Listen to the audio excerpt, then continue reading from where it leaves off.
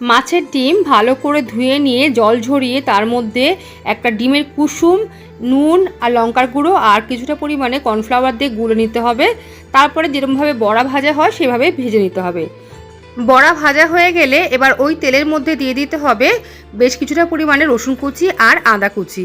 তারপর এক একটা দিয়ে দিতে হবে পেঁয়াজ কুচি। পেঁয়াজটা দেখুন আমি যেরকম চিলি চিকেনে কাটে ঠিক সেভাবে কেটে নিয়েছি।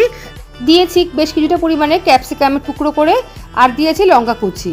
1 মিনিট মতো নাড়াচাড়া করে নেওয়ার পর আমি দিয়ে দিয়েছি বেশ কিছুটা পরিমাণে টমেটো সস আর দিয়ে দিয়েছি সয়া সস দিয়ে 2 মিনিট নাড়াচাড়া করে নেওয়ার পর আমি এর মধ্যে দিয়ে দিয়েছি আগে থেকে ভেজে রাখা মাছের ডিমের বড়াগুলো।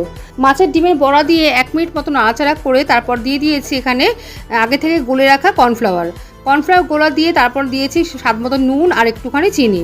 গ্যাসের ফ্লেম একদম আস্তে করে দিয়ে 3-4 মিনিট ফুটিয়ে সবার শেষে দিয়ে দিয়েছি ধনেপাতা কুচি। তৈরি হয়ে গেল দুর্দান্ত স্বাদের মাছের ডিমের বড়ার রেসিপি।